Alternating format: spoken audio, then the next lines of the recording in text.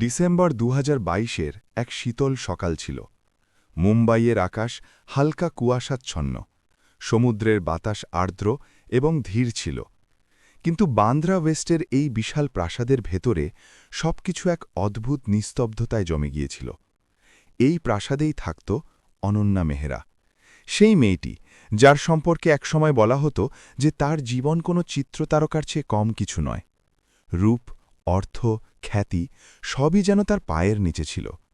কিন্তু আজ সে সেই প্রাসাদেই একটি হুইল চেয়ারে বসে জানালার বাইরে শূন্য দৃষ্টিতে সমুদ্রের দিকে তাকিয়েছিল। ২ মাস আগে অক্টোবরের এক ভয়াবহ দুর্ঘটনা তার পৃথিবী কেড়ে নিয়েছিল।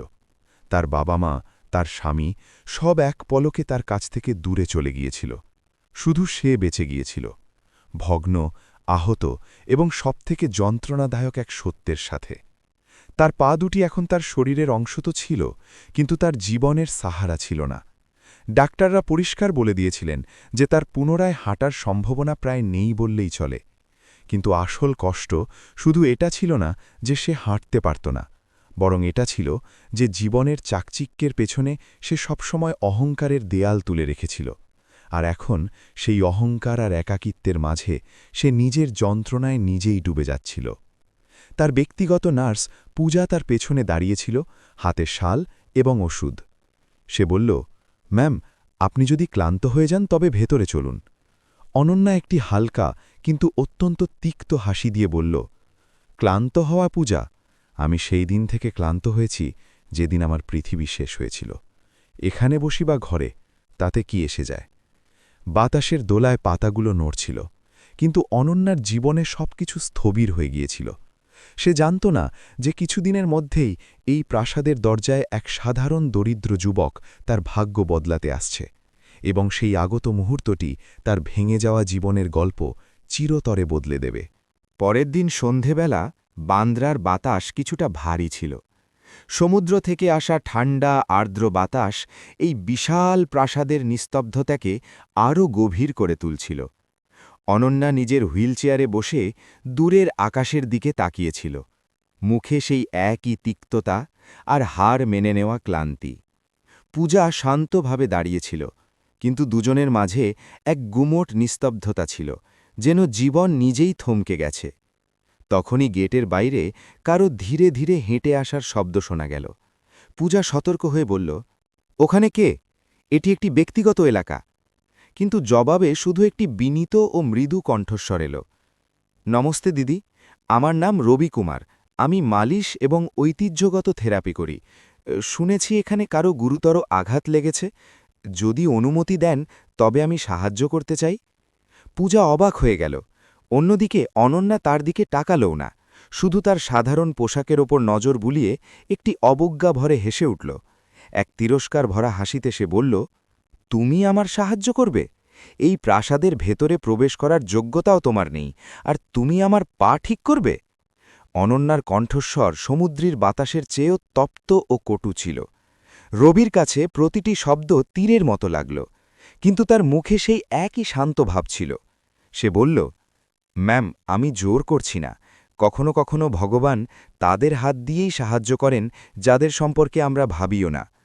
অনন্যার রাগ যেন দাউ দাউ করে জ্বলে উঠল। সে বলল, যথেষ্ট হয়েছে।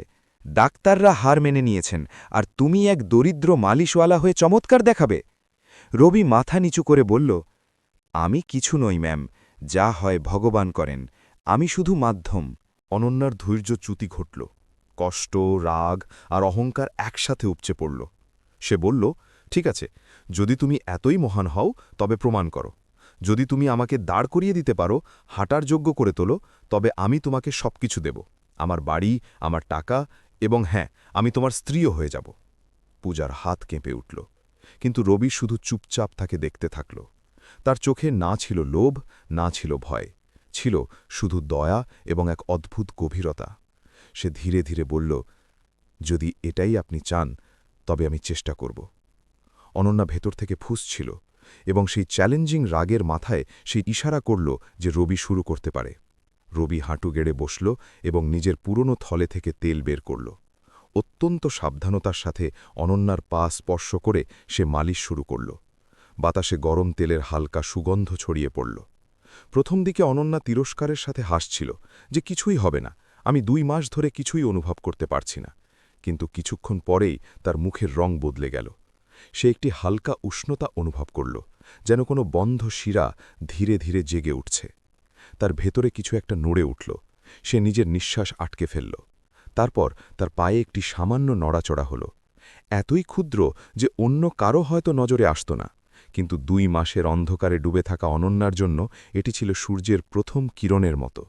সে ফিসফিস করে বলল, এটা এটা কি ছিল? পূজা নিজের মুখে হাত চাপা দিয়ে ফেলল। সে বলল, ম্যাম, আপনি কি সত্যি অনুভব করেছেন? অনন্যার চোখ বড় বড় হয়ে গেল, ঠোঁট কাঁপতে থাকল। 2 মাসে প্রথমবার তার শরীর সাড়া দিয়েছিল। রবি শান্ত স্বরে বলল, আজকের জন্য এটুকুই যথেষ্ট ম্যাম। আপনি যদি চান তবে আমি কাল আবার আসব। আর কোনো লোক দেখানো ভাব ছাড়াই সে চলে গেল। অনন্যা তার চলে যাওয়া কদমগুলোর দিকে তাকিয়ে রইল। তার ভেতরে দমে থাকা অন্ধকারটা যেন কেঁপে উঠেছিল। ভয়ও ছিল, কিন্তু তার নিচে কোথাও এক ছোট নাজুক আশার প্রদীপ জ্বলে উঠেছিল, যে হয়তো, শুধু হয়তো, তার জীবন এখনও শেষ হয়ে যায়নি। সেই রাতে প্রাসাদে এক এমন নিস্তব্ধতা ছড়িয়েছিল যেন সময় নিজেই থমকে গেছে।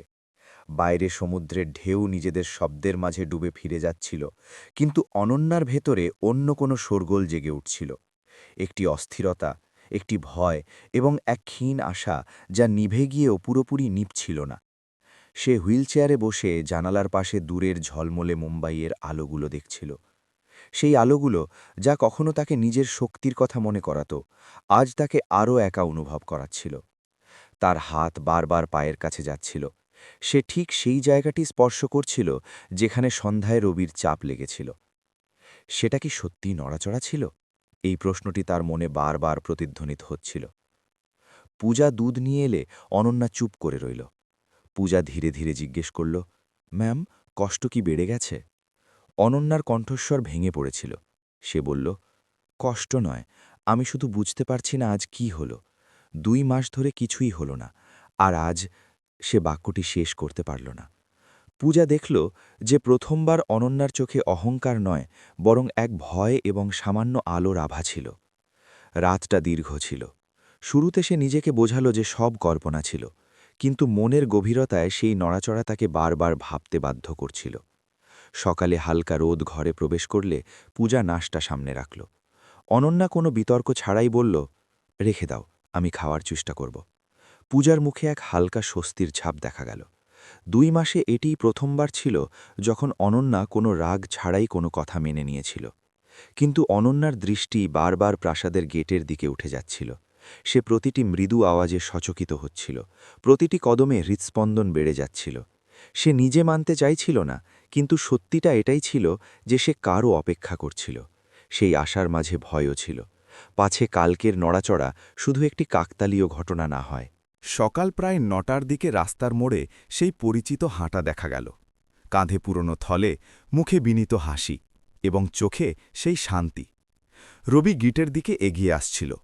অনন্যা তাকে দেখামাত্রই এক অদ্ভুত স্বস্তি অনুভব করল, সাথে এক হালকা সংকোচও। পূজা উকি দিয়ে দেখল এবং ধীর স্বরে বলল, ম্যাম, মনে হয় সে এসে গেছে। অনন্যা প্রথমবার মনে মনে স্বীকার করল, হ্যাঁ, আমি তারই অপেক্ষা করছিলাম। রবি ভেতরে এলে নিরাপত্তা কর্মীদের ব্যবহারও বদলে গেছে বলে মনে হল। আজ তাদের কাছে সেই সাধারণ যুবকটিকে একটুও অপরিচিত মনে হল না। রবি পূজাকে নমস্তে বলল এবং অনন্যার দিকে তাকিয়ে সহজাতভাবেই জিজ্ঞেস করল, ম্যাম, আজ কেমন অনুভব করছেন? অনন্যা তার দিকে তাকাল, কিন্তু আজ তার চোখে কঠোরতা ছিল না। সে বলল, আমি ঠিক আছি, আর কাল যা হল। সে শব্দ খুঁজছিল, কিন্তু রবি তার দ্বিধা দূর করে দিল। রবির স্পর্শে অনন্যার পায়ে প্রথমবার হালকা নড়াচড়া অনুভূত হল। সে বলল, ম্যাম, ওটা আপনার দেহের নিজস্ব শক্তি ছিল। আমি শুধু চেষ্টা করছি, বাকি সব ভগবানের ইচ্ছা। তার সারল্য, তার বিনম্রতা অনন্যার অন্তর ছুঁয়ে গেল। প্রথমবার সে অনুভব করল যে এই যুবকের মধ্যে কোনো লোভ নেই, কোনো স্বার্থ নেই, আছে শুধু এক পরিষ্কার মন এবং ভরসা। অনন্যা ধীর স্বরে বলল, আমরা কি আজ আবার চেষ্টা করতে পারি? রবি মাথা নিচু করে বলল, অবশ্যই ম্যাম, প্রতিদিনের সামান্য চেষ্টা হয়তো আপনাকে আপনার সফরের আরও কাছে নিয়ে যাবে। সেই মুহূর্তে অনন্যার মনে হল যে তার পৃথিবীতে এক চিলতে আলো ফিরে এসেছে। সেই আলো যা দামি ডাক্তাররা আনতে পারেননি, কিন্তু এক সাধারণ যুবক নিজের শান্ত হাত দিয়ে নিয়ে এলো। রবি সেই সকালে নিজের পুরনো থলেটি এমনভাবে খুলল যেন তার মধ্যে কোনো অমূল্য সম্পদ লুকিয়ে আছে। অনন্যা হুইল চেয়ারে বারান্দার পাশে বসেছিল। মুখে এক অদ্ভুত টানা পড়েন, আশাও ছিল, আবার ভয়ও, এবং কোথাও না কোথাও সংকোচও।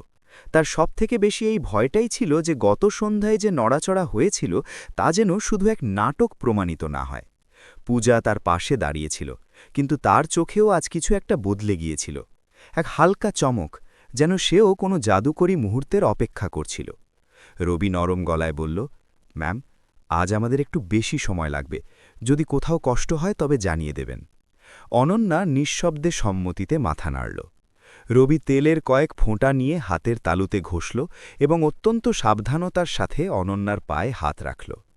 এবার তার স্পর্শ আরও কোমল এবং আরও বিচারবুদ্ধি সম্পন্ন ছিল, যেন সে জানত যে এটি শুধু শরীরের মালিশ নয়, বরং কোনো ভেঙে যাওয়া আশাকে পুনরায় স্পর্শ করার সময়।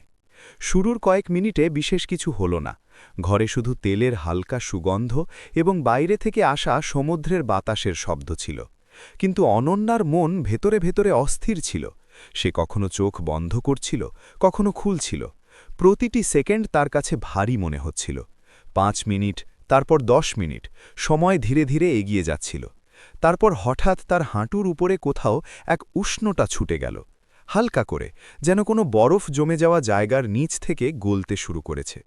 অনন্যার বুক এক ঝটকায় ধক করে উঠল। সে বলল, থামো।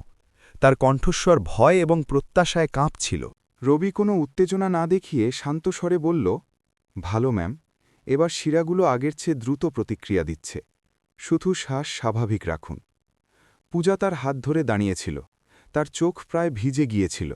কিছু মুহূর্ত পরেই এক হালকা কম্পন তার উড়ু থেকে গোড়ালি পর্যন্ত ছড়িয়ে গেল। ব্যথা নয়, বরং কোনো ঘুমন্ত জিনিসের ধীরে ধীরে জেগে ওঠা। এই অনুভূতি অনন্যার জন্য কোনো ঝড়ের চেয়ে কম কিছু ছিল না।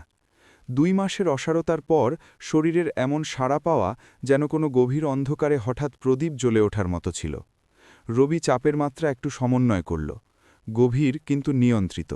সে প্রতিটি মুহূর্তে অনন্যার শ্বাস এবং মুখের ভাবের ওপর নজর রাখছিল, যেন কোনো অভিজ্ঞ বৈদ্য জানেন যে শরীর কোথায় কতটুকু সহ্য করতে পারে। 30 মিনিট পর সে হাত ধীরে ধীরে সরিয়ে নিল। সে বলল, ম্যাম, আজ এটুকুই যথেষ্ট।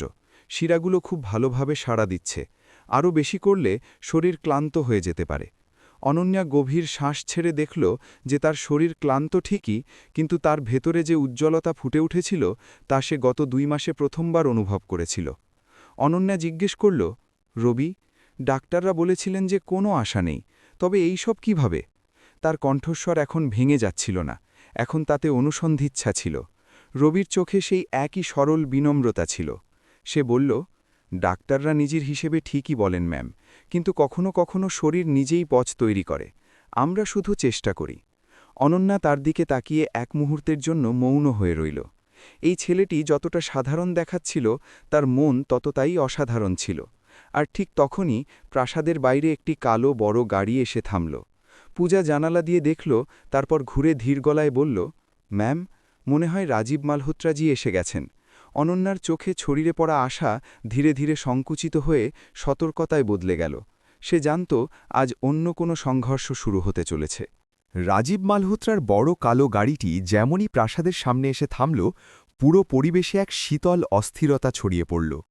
এই গাড়ি থামার শব্দের মধ্যেই দম্ভ এবং সন্দেহ উভয়ই ঝলক দিচ্ছিল। অনন্যা হালকা করে শ্বাস নিল। সে জানত যে মামাজির এই সময়ে আসা কোনো ভালো সংকেত নয়। পূজা একপাশে সরে গিয়ে স্তব্ধ হয়ে দাঁড়িয়ে রইল।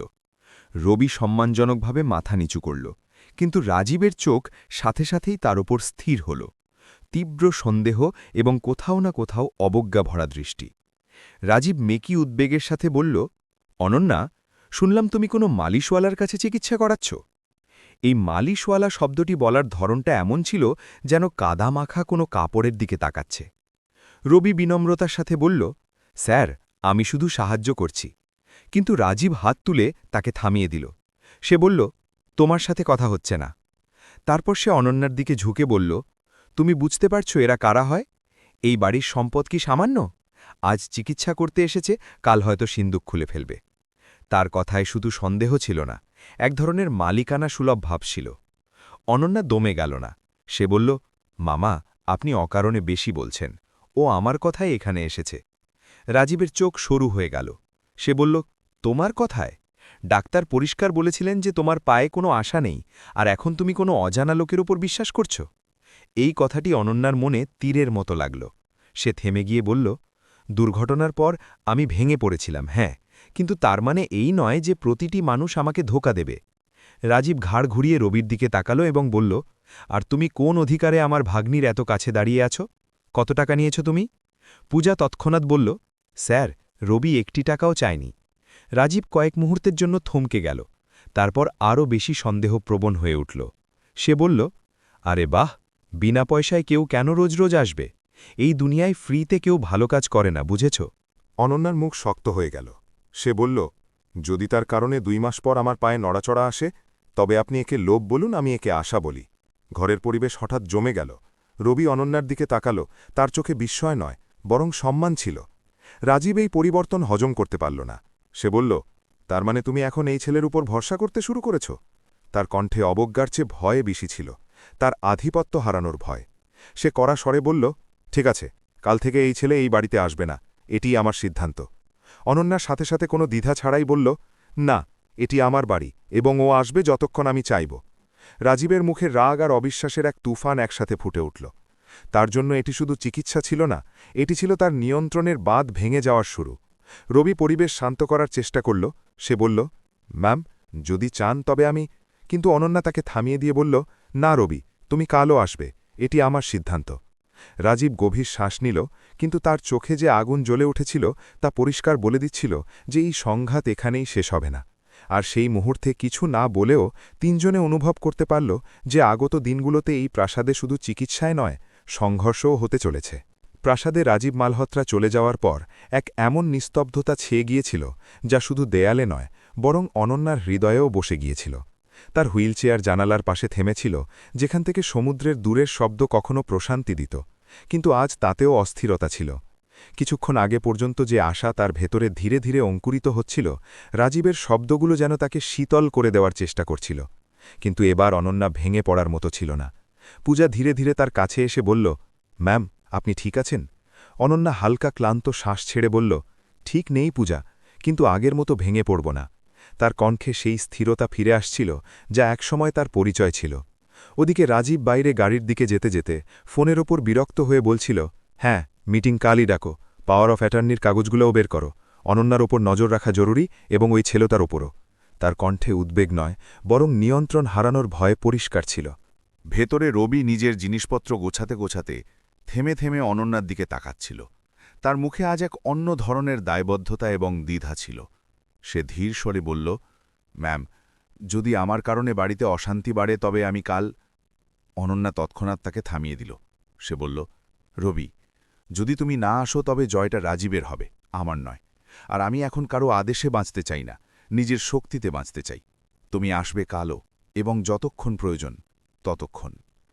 পূজা হালকা হাসির সাথে বলল, যা আপনি করছেন রবি ভাইয়া, তা সত্যি আশীর্বাদের মতো।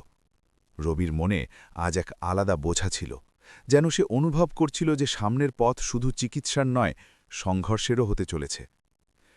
সেই সন্ধ্যায় অনন্যা ঘরে একা ছিল। নিস্তব্ধতায় তার নিঃশ্বাসের শব্দ পরিষ্কার শোনা যাচ্ছিল। সে ধীরে ধীরে নিজের পায়ে হাত রাখল, চোখ বন্ধ করল এবং কালকের সেই কম্পন আর আজকের উষ্ণতা সব মনে করল।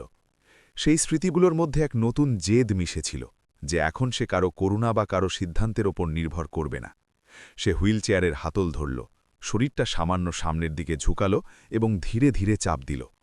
কোনো অলৌকিক কিছু ঘটল না, কোনো বড় নড়াচড়াও হল না, কিন্তু তার উড়ুতে এক হালকা শিরশিরানি বয়ে গেল, এতটাই যে সে নিজে চমকে গেল। ভয়ও হল পাছেই অনুভূতি আবার গায়েব না হয়ে যায়, কিন্তু সেই ভয়ের পেছনে আশার এক উষ্ণ কিরণ লুকিয়েছিল। রবি ঠিকই বলে, সে নিজেকে বলল, শরীর পথ নিজেই তৈরি করে।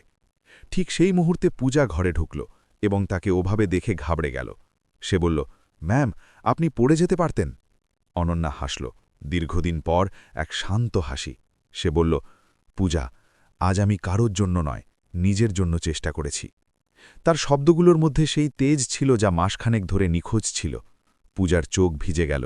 সে জানত এটি শুধু দাঁড়ানোর চেষ্টা ছিল না, এটি ছিল অনন্যার নিজের দুর্বলতার বিরুদ্ধে প্রথম জয়।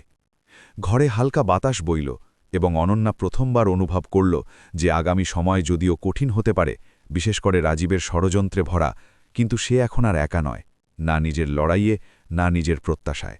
আর রাতের সেই শান্ত মুহূর্তে তার ভেতরে এক নতুন ভোরের উদয় হতে লাগল, যা যে কোনো ঝড়ের চেয়ে বড় ছিল।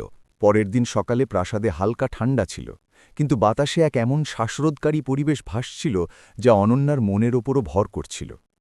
সে জানালার পাশে বসে সমুদ্রের ঢেউগুলো দেখছিল, কিন্তু তার মনে গতদিনের সেই হালকা শিরশিরানি বারবার ফিরে আসছিল, যেন কোনো অন্ধকার ঘরে একটি ছোট মোমবাতি হঠাৎ জ্বলে উঠেছে। পূজা চা নিয়ে এলে সে দেখল অনন্যার চোখ দূরে কোথাও হারিয়ে আছে। সে ধীর স্বরে বলল, ম্যাম, আপনাকে চিন্তিত মনে হচ্ছে। অনন্যা ধীর শ্বাস নিয়ে বলল, চিন্তিত নয়, শুধু প্রস্তুত হচ্ছি। আমার মনে হয় আজ এমন কিছু হতে চলেছে যা সহজ হবে না। ঠিক তখনই রবি ভেতরে এলো, কিছুটা ইতস্তত বোধ করছিল, যেন আজ তার কদমগুলো হালকা ছিল না। সে ধীর গলায় বলল, নমস্তে ম্যাম। অনন্যা হালকা হাসল এবং বলল, আমার মনে হলো আজ তুমি হয়তো ভয় পেয়েছ আর আসবে না। রবি মাথা নাড়ল এবং বলল, যদি ভয়ের কারণে পিছিয়ে যাই তবে আমি এখানে আসার যোগ্যই নই। তার কথায় বিনম্রতাও ছিল, আবার দৃঢ়তাও, কিন্তু সেই মুহূর্তে যতটুকু শান্তি ছিল তা পলক ফেলতেই ভেঙে গেল।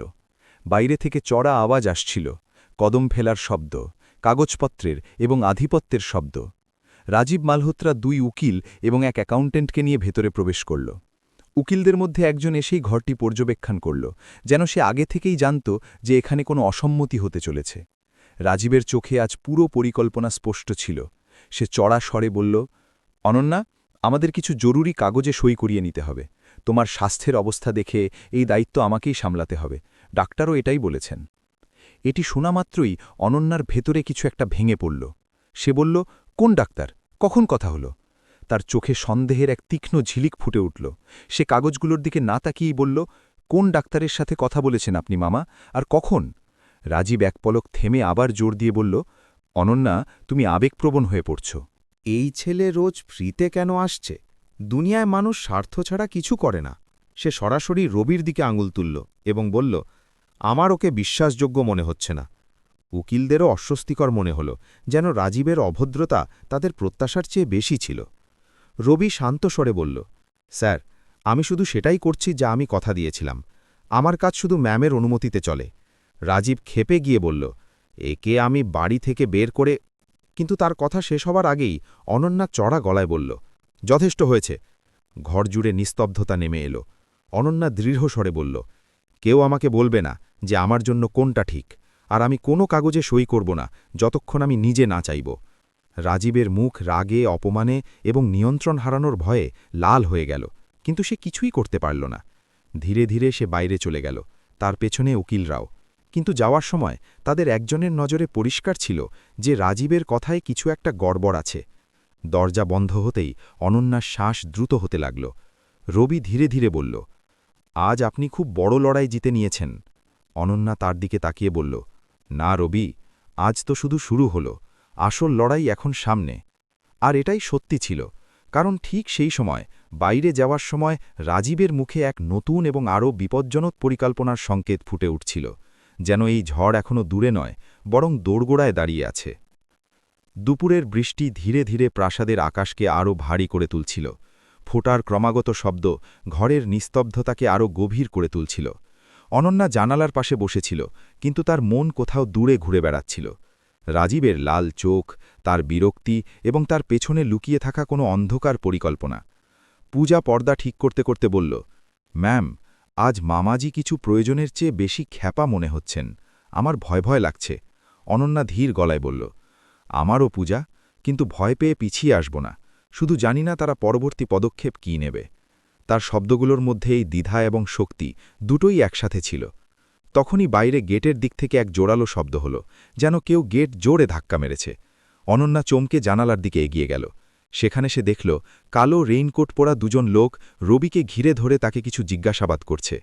বৃষ্টি প্রবল ছিল, কিন্তু লোকগুলোর আচরণ পরিষ্কার দেখা যাচ্ছিল। তাদের মধ্যে শত্রুতা ছিল, আর রবি শুধু শান্ত হয়ে তাদের থামানোর চেষ্টা করছিল। এক লোক তার থলেটা টেনে নিয়ে মাটিতে ফেলে দিল। অনন্যার বুক যেন ধক করে উঠল। পূজা কাপা গলায় বলল, হে ভগবান, এরা কারা? ম্যাম, এরা মামাজির লোক বলে মনে হচ্ছে। অনন্যার আঙুলগুলো হুইলচেয়ারে চেপে বসল। সে চাইলেও নিচে দৌড়ে যেতে পারত না, আর এই অক্ষমতাই তাকে ভেতর থেকে ভেঙে দিচ্ছিল। নিচের রবি ভেজা পোশাকে বোঝানোর চেষ্টা করছিল যে ভাই, আমি শুধু চিকিৎসা করি, আর কিছু না। কিন্তু বৃষ্টির শব্দে তার কথা চাপা পড়ে যাচ্ছিল। তখনই একটি গাড়ি এসে থামল। রাজীব নামল, ছাতাও নিল না, যেন এই পুরো পরিস্থিতির ওপর তার পূর্ণ নিয়ন্ত্রণ আছে। সে ধীরে ধীরে এগিয়ে গেল এবং রবির দিকে তাকিয়ে বলল, এবার বুঝতে পেরেছি অনন্যা তোমার কথা কেন মানে। তুমি তাকে মানসিকভাবে দুর্বল করছ। রবি শান্তস্বরে উত্তর দিল, স্যার, এটা সত্যি নয়। আমি তো। রাজীব তৎক্ষণাৎ থামিয়ে দিয়ে বলল, চুপ। যদি কাল থেকে এই বাড়ির ধারে পাশেও দেখি, তবে পরিণাম ভালো হবে না। প্রতিটি ভুলের দাম দিতে হয়। তার ইশারায় দুই লোক রবিকে হালকা ধাক্কা দিয়ে পেছনে সরিয়ে দিল, এতটাই যে অপমান অনুভূত হয়, কিন্তু আঘাত না লাগে। এটি শুধু সতর্কবার্তা ছিল, এবং সতর্কবার্তার নাটক রাজীব জেনে শুনেই বৃষ্টির মাঝে খেলছিল। ওপরে জানালায় দাঁড়িয়ে অনন্যা এগুলো দেখতে দেখতে ভেঙে পড়তে লাগল। তার হৃৎস্পন্দন দ্রুত হচ্ছিল, রাগে নয়, বরং এই ভয়ে যে সে একজন এমন মানুষকে এই ঝড়ে দাঁড় করিয়ে দিয়েছে, যাকে সে এখন অত্যন্ত দামি মনে করতে শুরু করেছে। পূজা ধীর স্বরে বলল, ম্যাম, আপনার গিয়ে কিছু বলা উচিত। অনন্যা চোখ বন্ধ করে বলল, না, এখন নয়। যদি আমি নিচে যাই, তবে সে নিজের আসল রূপ আরও বেশি লুকিয়ে ফেলবে। কিন্তু আমি রবিকে আঘাত পেতে দেব না, যাই হয়ে যাক। নিচে রবি কোনো তর্ক ছাড়াই নিজের ভেজা থলেটি তুলে নিল। তার মুখে অপমানের যন্ত্রণা ছিল, কিন্তু তার চেয়েও গভীর ছিল এক সংকল্প যে এই লড়াই এখন শুধু অনন্যার নয়, তারও হয়ে গেছে। সে ধীরে ধীরে বৃষ্টির মধ্যে মিলিয়ে গেল, আর ওপরের জানালায় দাঁড়িয়ে থাকা অনন্যার চোখ ভরে এলো। সে ধীর স্বরে বলল, রবি, আমি তোমাকে একা ছাড়ব না। এই ঝড়ের মোকাবিলা আমরা একসাথে করব, যে কোনো মূল্যে। সেই রাতে প্রাসাদের বড় করিডরগুলোতে যে নিস্তব্ধতা ছড়িয়েছিল, তা শুধু নীরবতাই ছিল না, আগত যুদ্ধের পদধ্বনি ছিল।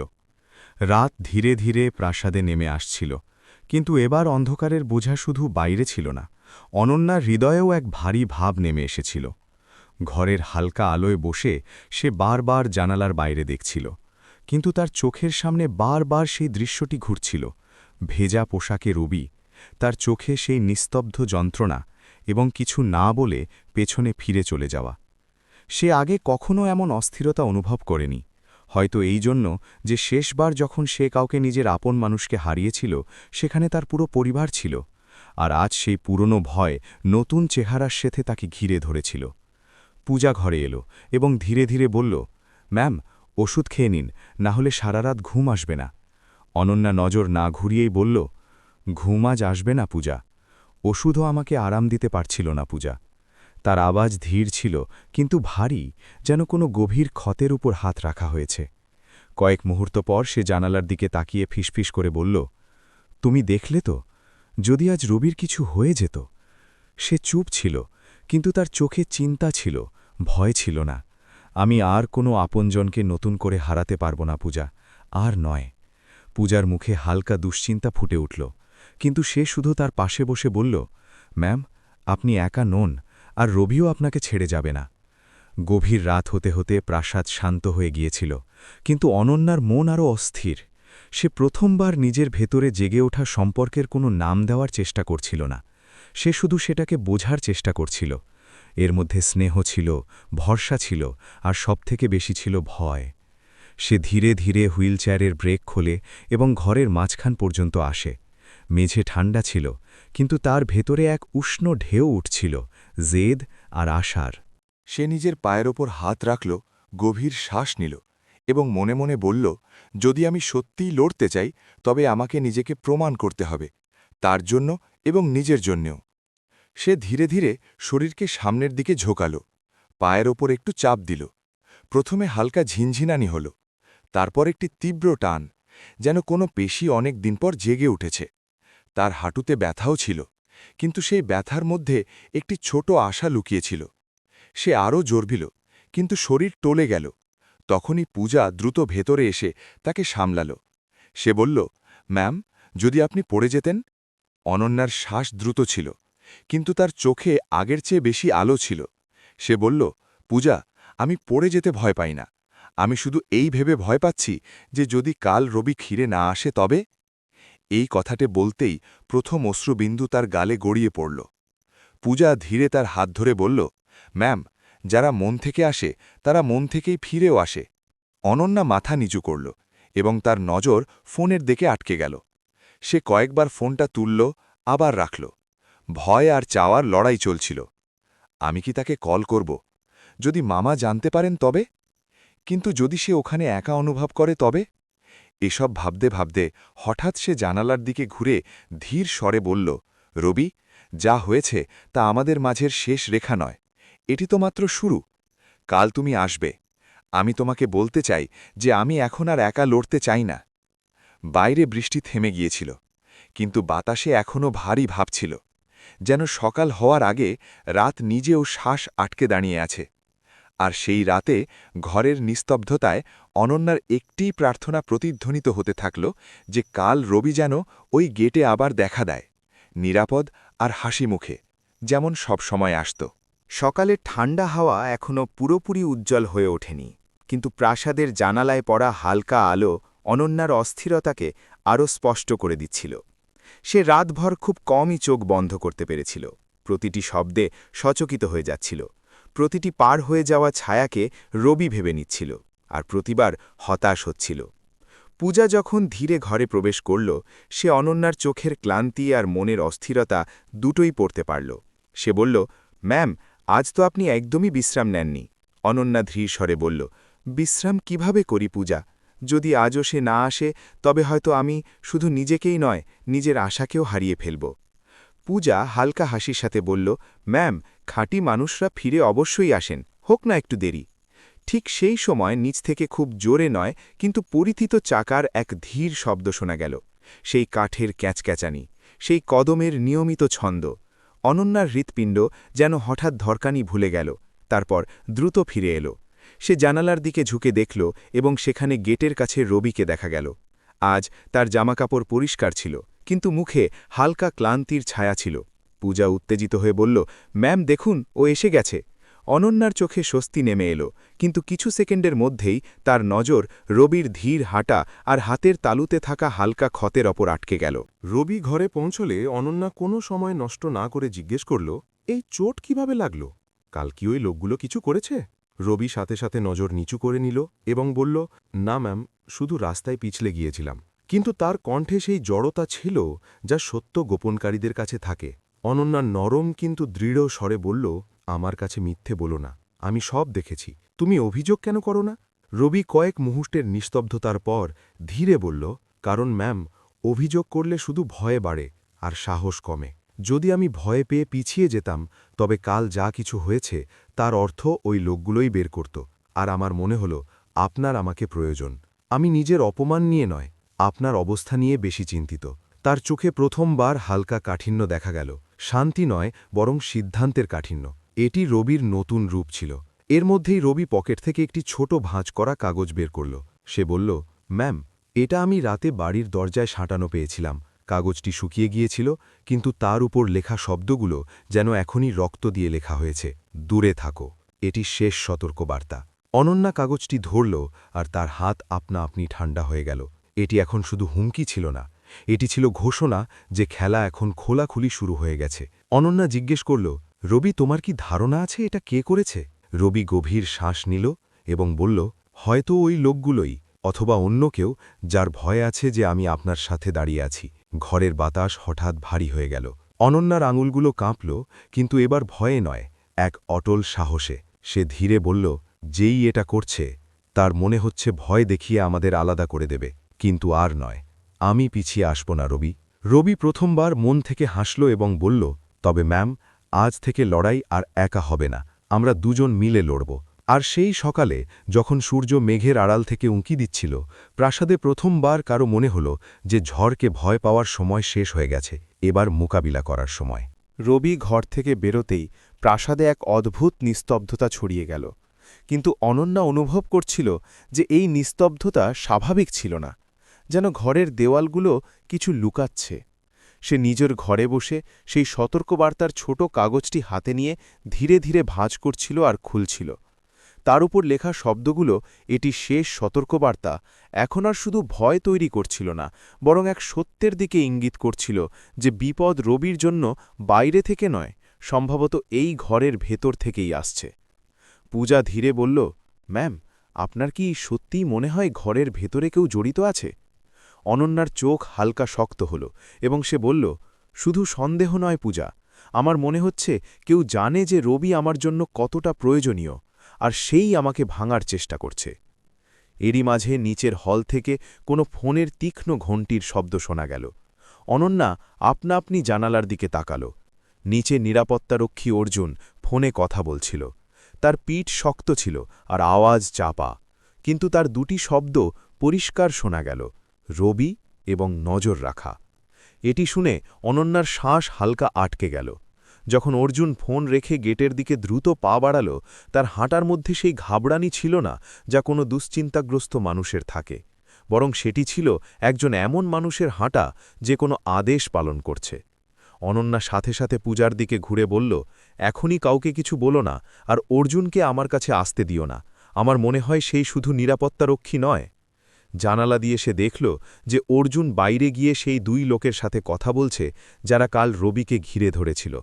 কথা লম্বা ছিল না, কিন্তু তাদের মাঝের সহজতা এটা বোঝানোর জন্য যথেষ্ট ছিল যে এই সব হঠাৎ নয়, বরং আগে থেকে পরিকল্পনা করা। বাগানের দূর কোণে রবি নিজের ছোট বোতল এবং কাপড় ঠিক করছিল। তার মুখে সেই শান্ত ভাব ছিল যা সে সব সময় দেখাত, কিন্তু আজ তার দৃষ্টিতে এক সতর্ক চমকও ছিল, যেন সে জানত কেউ তার প্রতিটি নড়াচড়ার ওপর নজর রাখছে। আর সত্যি সত্যি সে বারবার পেছনে ঘুরে দেখছিল, কিন্তু সেখানে শুধু গাছের হালকা ছায়া ছিল। এরই মধ্যে অর্জুন তার কাছে এলো এবং সাধারণ স্বরে বলল, তুমি বাইরে বেশিক্ষণ থেকো না, পরিবেশ ঠিক নেই। তার শব্দগুলো সতর্কবার্তার মতো লাগল, কিন্তু তার চোখে সেই কোমলতা ছিল না যা প্রকৃত শুভাকাঙ্ক্ষীদের থাকে। সেখানে এক ধরনের আদেশ পালনের উত্তেজনা ছিল। রবি হাসি মুখে বলল, ধন্যবাদ, আমি সামলে থাকব। কিন্তু ভেতরে সে বুঝে গিয়েছিল এটি চিন্তা নয়, নজরদারি ছিল। ঘরে ফিরে অনন্যা ধীরে বলল, পূজা, যদি অর্জুনও জড়িত থাকে তবে তার মানে এখানে শুধু রবিকে ভয় দেখানোর বিষয় নয়, এখানে সব আগে থেকেই পরিকল্পনা করা হয়েছে, আর এর সূত্র কোথাও না কোথাও মামাজি পর্যন্ত যায়। সে গভীর শ্বাস নিল, চোখ কঠোর হল। সে বলল, আমি আর অপেক্ষা করব না। যদি কেউ আমারই ঘরে আমাকে আর রবিকে আলাদা করার চেষ্টা করে তবে আমাকে নিজেই সত্য খুঁজতে হবে।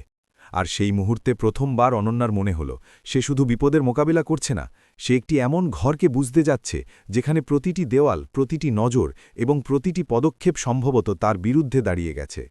কিন্তু সে থামার মতো ছিল না। আর নয়, প্রাসাদের লম্বা করিডোরগুলোতে আজ এক অন্যরকম নিস্তব্ধতা ছিল, এমন নিস্তব্ধতা যা অনন্যাকে ভেতর পর্যন্ত বিঁধছিল।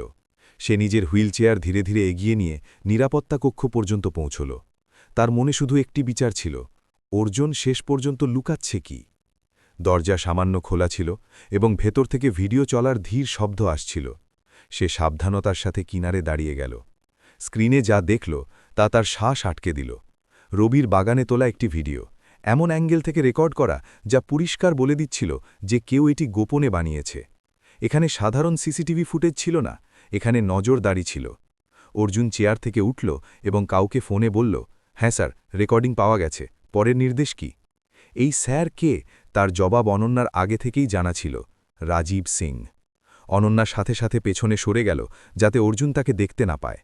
তার ভেতরে এখন ভয় নয়, বরং এক শক্ত উপলব্ধি তৈরি হয়েছিল যে খেলা ভেতর থেকেই চলছে। সে নিজেকে বলল, এই বাড়ি এখন আর আগের মতো নেই এবং এখানে প্রতিটি নজর বিশ্বাসের যোগ্য নয়। এরই মাঝে বাইরে পুরনো নিম গাছের কাছে রবি নিজের সরঞ্জাম প্রস্তুত করছিল। বাতাসে এক অদ্ভুত অস্থিরতা ছিল যাতে সে বারবার পেছনে ঘুরে তাকাতে লাগল। তার মনে হল যেন কেউ তার প্রতিটি পদক্ষেপের ওপর নজর রাখছে।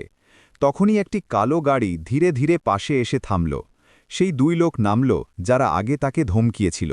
তাদের মধ্যে একজন স্বস্তির হাসির বদলে এক শীতল হাসির সাথে বলল, খুব বেশি এগিয়ে যেও না, বড়লোকেরা কি করে এটা বোঝা তোমার সাধ্যের বাইরে। রবি নিজের ঘাবড়ানি লুকিয়ে শান্ত স্বরে বলল, আমি এখানে শুধু কাজ করতে আসি, কারো সাথে লড়াই করতে নয়। দ্বিতীয় লোকটা এগিয়ে ঝুঁকে বলল, কাজ নাকি ভুল জায়গা পা রাখা। রবি তাদের চোখের দিকে তাকিয়ে ধীরে বলল, আমার পা আমার মনের হিসেবে চলে। তার শব্দ শান্ত ছিল, কিন্তু তার মধ্যে এক দৃঢ়তা লুকিয়েছিল। সে ভয় পেতে চাইছিল না, কিন্তু বিপদকে বুঝতেও পারছিল না। গাড়িটি যাওয়ার সময় শুধু একটি বাক্য ফেলে গেল, যেখানে আগুন লাগে ছাই সেখানেই হয়, সামলে থেকো রবি। রবি সেই গাড়িটির চলে যাওয়ার দিকে তাকিয়ে রইল এবং মনে মনে বলল, যদি বিষয় শুধু হুমকি হতো তবে তোমরা এতবার আসতে না, বড় কিছু হতে চলেছে। ওপরের ঘর থেকে এসব দেখতে থাকা অনন্যার মন কুকড়ে গেল।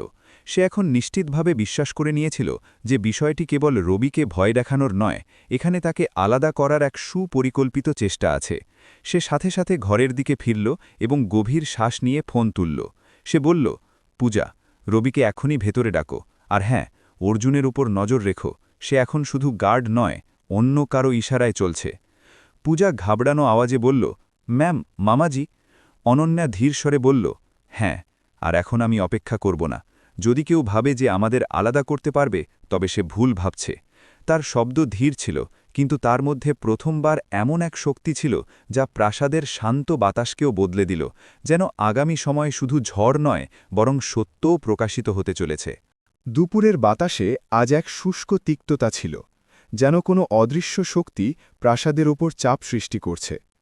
অনন্যা ড্রয়িং রুমে অপেক্ষা করছিল, মুখ শান্ত, কিন্তু ভেতরে আলোড়ন গভীর। রবি কিছুক্ষণের মধ্যেই পৌঁছল। হালকা ক্লান্তি আর চিন্তা তার মুখে পরিষ্কার ফুটে উঠছিল। সে ধীর স্বরে জিজ্ঞেস করল, ম্যাম, আপনি এত তাড়াতাড়ি ডাকলেন, সব ঠিক আছে তো?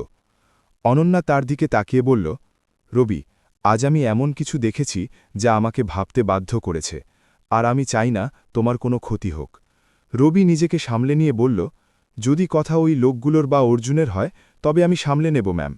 কিন্তু তার শব্দগুলোর মধ্যে লুকানো ভয় অনন্যার কাছে গোপন থাকল না। ভেতর থেকে সে নিজেকে বলছিল, যদি আমি এখনই পদক্ষেপ না নিই তবে দেরি হয়ে যাবে। ঠিক সেই সময় ভারী কদমের শব্দ ঘরের শান্তি ভেঙে দিল। রাজীব সিং ভেতরে এলো, মুখে হালকা একটু আনুষ্ঠানিক হাসি, কিন্তু চোখে সেই তীক্ষ্ণতা যা অনন্যা এখন সহজেই চিনে নিতে পারছিল। সে রবির ওপর নজর স্থির করল এবং বলল, এখানেও কি করছে? অনন্যা, তুমি অপরিচিতদের ওপর এত ভরসা কবে থেকে করতে শুরু করলে? অনন্যা সরাসরি বসে রইল এবং বলল, মামাজি, ও অপরিচিত নয়, ও আমার সাহায্য, আরও এখানে আমার ইচ্ছাতেই আছে। রাজীবের হাসি শীতল হয়ে গেল। সে বলল, ইচ্ছা? অনন্যা, এই বাড়ি, এই সম্পত্তির দায়িত্ব আমার ওপর। আমি কোনো বাইরের লোককে এভাবে আসা যাওয়া করতে দিতে পারি না। অনন্যার চোখ কঠোর হয়ে গেল। সে বলল, সুরক্ষার নামে আপনি কি কি করছেন আমি সব জানি। অর্জুন শুধু গার্ডের মতো নয়, অন্য কারো আদেশে কাজ করছে। আর আজ যে ভিডিও আমি দেখেছি, ওটা সুরক্ষা ক্যামেরা ছিল না, ওটা গোয়েন্দাগিরি ছিল। রাজীব কয়েক মুহূর্তের জন্য থেমে গেল, মুখ একদম থমথমে, যেন কেউ অজান্তে তার ভেতরের স্তর খুলে দিয়েছে। সে বলল, তুমি ভুল বুঝছ, কিন্তু তার কণ্ঠে সেই দৃঢ়তা ছিল না যা আগে থাকত। অনন্যা শান্ত স্বরে বলল, না, আমি প্রথমবার সঠিক বুঝছি। রবি পেছনে দাঁড়িয়ে ঘটনাগুলো দেখছিল। সে কথা বলতে চাইছিল না, কিন্তু রাজীবের দিক থেকে আসা অবজ্ঞাভরা দৃষ্টি তাকে ভেতর পর্যন্ত আঘাত দিচ্ছিল। রাজীব হঠাৎ তার দিকে ঘুরল এবং বলল, আর তুমি কি মনে করো, ধনী ঘরের মেয়েকে সাহারা দিয়ে তুমি কোনো বড় কাজ করে ফেলেছ? রবি গভীর শ্বাস নিল এবং বলল, আমি কারো সাহারা হতে আসিনি সাহেব। আমি শুধু এইটুকু জানি যে আমার কারণে ওনার অবস্থা ভালো হচ্ছে, আর এটা আমার জন্য সম্মানের বিষয়। রাজীব হালকা হাসির সাথে বলল, সম্মান নাকি লোভ? এবার অনন্যা তৎক্ষণাৎ বলল, যথেষ্ট হয়েছে মামাজি, আপনি যতটা লুকাবেন ততটাই পরিষ্কার বোঝা যাবে যে আপনার ভয় কিসের। রাজীবের মুখে বিরক্তির রেখা ফুটে উঠল। সে বলল, অনন্যা, তুমি এখনও অনেক কিছু জানো না। অনন্যা ধীর কিন্তু দৃঢ় স্বরে বলল, তবে বলুন, কেন আপনার ভয় যে রবি আমার কাছে আছে? এমন কি আছে যা ওর থাকায় আপনার হাত থেকে বেরিয়ে যেতে পারে?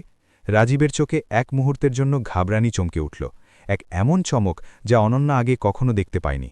আর সেই মুহূর্তেই সে অনুভব করল যে রাজীবের চিন্তার রবি নয়, কোনো বড় রহস্য, এমন কিছু যা সে যে কোনো মূল্যে লুকিয়ে রাখতে চায়। রাজীবের মুখে আসা ঘাবড়ানির এক ঝলক অনন্যার নজর থেকে একেবারেই এড়াল না। সে প্রথমবার অনুভব করল যে তার সন্দেহ এখন আর সন্দেহ নেই, তা সত্য হতে শুরু করেছে। রাজীব ঘর থেকে বের হওয়ার জন্য ঘুরল এবং যাওয়ার সময় শুধু একটি লাইন ফেলে গেল, অনন্যা, এসবের মধ্যে পড়ে নিজের কষ্ট বাড়িও না। কিন্তু এবার তার কণ্ঠে সেই শক্তি ছিল না যা সবসময় অনন্যাকে দাবিয়ে দিত। যেন সে নিজেই নিজের শব্দে বিশ্বাস করছে না। তার যেতেই ঘরে ভারী নিস্তব্ধতা নেমে এলো। রবি এগিয়ে এলো এবং বলল, ম্যাম, আপনার কি সত্যি মনে হয় যে উনি কিছু লুকাচ্ছেন? অনন্যা ধীরে ধীরে মাথা তুলল। তার চোখে এখন ভয়ের বদলে এক শান্ত দৃঢ়তা ছিল। সে বলল, রবি, এখন পর্যন্ত আমি শুধু আন্দাজ করছিলাম, কিন্তু এখন আমি নিশ্চিত হয়েছি। ঠিক সেই সময় বাইরে থেকে কিছু পড়ার বিকট শব্দ এলো, তারপর কারো পালানোর আওয়াজ। পূজা দৌড়ে ভেতরে এলো, শ্বাস ফুলে উঠেছিল। সে বলল, ম্যাম, বাগানের দেয়ালে কেউ লাল রং দিয়ে লিখে দিয়েছে, আর রবিজির সব জিনিসপত্র মাটিতে ফেলে দেওয়া হয়েছে। শব্দগুলোতে যতটুকু ঘাবড়ানি ছিল, তার চেয়েও বেশি ভয় তার চোখে ছিল। রবি কিছু না বলে বাইরে দৌড়াল। দেয়ালে বড় বাঁকা অক্ষরে শুধু একটি সতর্কবার্তা ছিল, দূরে থাকো, এটাই শেষবার বলছি। মাত্র কয়েকটা শব্দ, কিন্তু তার মধ্যে যত ঘৃণা ছিল তা বাতাস পর্যন্ত ঠান্ডা করে দিয়েছিল। রবি তার ছড়িয়ে থাকা জিনিসপত্রগুলো তুলে নিল। তেলের বোতলগুলো ভেঙে যায়নি, কিন্তু কেউ সেগুলো রাগে ছুঁড়ে ফেলেছিল। তার ঠোঁট হালকা কাঁপছিল, কিন্তু আওয়াজ অস্থির ছিল না। সে বলল, এখন এই লোকগুলো শুধু ভয় দেখাতে আসেনি, এরা বলতে চাইছে যে আমাদের এগিয়ে যাওয়া উচিত নয়। পূজা চিন্তিত হয়ে বলল, ম্যাম, এই বিষয়ে হাত থেকে বেরিয়ে যেতে পারে, পুলিশকে। অনন্যা তাকে থামিয়ে দিল। সে বলল, না, যতক্ষণ আমি জেনে না নিচ্ছি মামাজি কি লোকাচ্ছেন, কেউ এই বাড়িতে বাইরের লোককে ভেতরে ডাকবে না। তার আওয়াজ ধীর ছিল, কিন্তু তাতে এমন এক শীতলতা ছিল যা সে আগে কখনো অনুভব করেনি। সে ভাবছিল, যদি রাজীব এত অস্থির থাকে তবে খুব বড় কিছু এই বাড়িতে চাপা পড়ে আছে। অনন্যা গভীর শ্বাস নিল এবং ধীরে বলল, পূজা, মামাজির পুরনো অফিস, ওটা কি এখনও ওপরের স্টাডি রুমে বন্ধ আছে? পূজা ঘাবড়ে গিয়ে বলল, হ্যাঁ ম্যাম, কিন্তু ওখানে তো অনেক বছর ধরে তালা খোলা হয়নি। অনন্যা নিজের হুইলচেয়ার ঘোরাল এবং পুরনো কাঠের তাকের দিকে এগিয়ে গেল, সেই তাকটি যা কখনো তার বাবা লাগিয়েছিলেন। সে কয়েক সেকেন্ড পর্যন্ত তার উপরিভাগ অনুভব করল। আঙুলগুলো নিচের দিকে সরাল এবং হঠাৎ একটি ঠান্ডা ধাতু তার আঙুলে আটকে গেল। ওটা চাবি ছিল, পুরনো, ভারী আর ধুলোয় ঢাকা।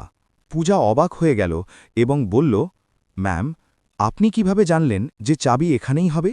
অনন্যা ধীর স্বরে বলল, কারণ এই বাড়ি যতটা মামাজির ততটাই কখনো আমার বাবারও ছিল, আর আমার বাবা তালা কখনো অকারণে লাগাতেন না। সে চাবিটি শক্ত করে ধরল, যেন সেই ছোট ধাতুটির মধ্যেই আজকের সব শক্তি লুকিয়ে আছে। সে বলল, রবি, আজ রাতে আমরা এই ঘরটি খুলব। রবি তার দিকে তাকাতে লাগল।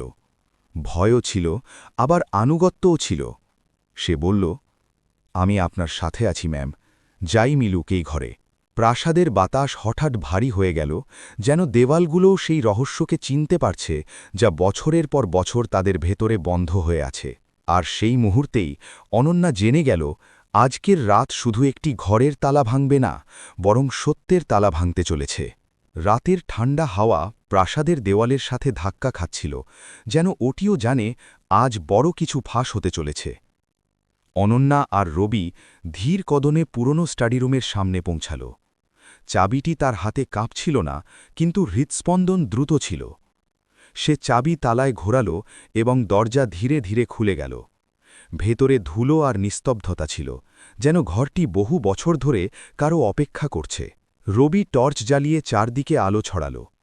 তাদের নজর সেই বড় আলমারির ওপর পড়ল, যা সবসময় বন্ধ থাকত। রবি সেটি খোলার চেষ্টা করল, এবং কিছু প্রচেষ্টার পর আলমারি ঝটকা দিয়ে খুলে গেল। একটি ফাইল নিচে পড়ল। অনন্যা সেটি তুলল। তার ওপর তার বাবার নাম এবং নিচে রাজীবের স্বাক্ষর ছিল। সে পাতা ওল্টাল। কাগজপত্রগুলো পরিষ্কার বলে দিচ্ছিল যে দুর্ঘটনার আগে এবং পরের অনেক ফাইল বদলে দেওয়া হয়েছে। একটি ধীর লুকানো প্রক্রিয়া, যার মাধ্যমে কোম্পানি ধীরে ধীরে রাজীবের নামে হয়ে যাচ্ছিল। রবি ধীর স্বরে জিজ্ঞেস করল, ম্যাম, এটা কি সেটাই যা নিয়ে এমনি ভয় পাচ্ছিলেন? অনন্যার চোখে চমক ছিল, কিন্তু আওয়াজ ধীর। সে বলল, হ্যাঁ রবি, এটিই প্রমাণ যে বাবার মৃত্যু এবং আমার ঘরে সীমাবদ্ধ হয়ে যাওয়ার পর সে সব কিছু নিজের হাতে নিয়ে নিয়েছিল। সে ভয় পাচ্ছিল যে আমি দাঁড়িয়ে যাব আর সত্য দেখতে শুরু করব। হঠাৎ পেছন থেকে কদমের ধীর প্রতিধ্বনি শোনা গেল। রাজীব দরজায় দাঁড়িয়েছিল, মুখ শক্ত কিন্তু চোখে অস্থিরতা। সে বলল, অনন্যা, তুমি এসব আমার কথা না শুনেই মেনে নিচ্ছ? অনন্যা কাগজপত্রগুলো তার দিকে বাড়িয়ে দিয়ে বলল, তবে বলুন মামাজি, এসব কি? রাজীব এক মুহূর্তের জন্য চুপ থাকল, তারপর বলল, তোমার বাবার অবস্থা খারাপ ছিল, কোম্পানি ভেঙে করছিল, আমি শুধু সেটাকে বাঁচাতে চেয়েছিলাম। অনন্যা শান্ত স্বরে বলল, যদি বাঁচাতে চেয়েছিলেন তবে সত্য লুকাতেন কেন? কেন আমাকে একা ছেড়ে দিলেন? কেন রবিকে ধমকানো হল? রাজীবের কণ্ঠস্বর ভেঙে পড়তে লাগল। সে বলল, তোমার কাছে শক্তি ছিল না অনন্যা, আর আমার মনে হল আমিই সব সামলাতে পারব। অনন্যা বলল, না, আপনার মনে হয়েছিল যে আমি কখনো ফিরে দাঁড়াতে পারব না, তাই আপনি এই বাড়ি, এই কোম্পানি আর আমার জীবন তিনটির ওপরই দখল করতে চেয়েছিলেন। রাজীবের মুখের কঠোরতা ধীরে ধীরে খসে পড়তে লাগল। সে এখন আর শক্তিশালী মানুষ ছিল না, বরং একজন হেরে যাওয়া মানুষের মতো দাঁড়িয়েছিল। সে কিছু না বলে ঘুরল এবং ধীরে ধীরে চলে গেল। প্রাসাদে ছড়িয়ে থাকা ঠান্ডা বাতাস যেন তার পেছন পেছন বেরিয়ে গেল। রবি অনন্যার কাছে এলো, তার কণ্ঠে গভীর সমবেদনা ছিল। সে বলল, ম্যাম, আজ আপনি শুধু একটি ঘর খোলেননি, আপনি আপনার ওপর থাকা ভয়ের তালাও খুলে দিয়েছেন। অনন্যা হাসল, হালকা, শান্ত আর মজবুত। সে বলল, আর তুমি আমাকে এই সাহস দিয়েছ রবি। যদি তুমি না থাকতে তবে আমি হয়তো আজও অন্ধকারেই বসে থাকতাম। রবি মাথা নিচু করে বলল, সত্য হাঁটা দিয়ে নয়, মন থেকে বেরোয় ম্যাম, আর আপনার মন খুব মজবুত। প্রাসাদের অন্ধকার যেন পিছু হটতে শুরু করল। অনন্যা ঘরের দিকে শেষবারের মতো তাকাল। সেই ঘরটি এখন আর শুধু ফেলে আসা রহস্যের বোঝা ছিল না, বরং এক নতুন শুরুর দরজা ছিল, যেখানে সত্য, বিশ্বাস আর মানবতা জিতে গিয়েছিল।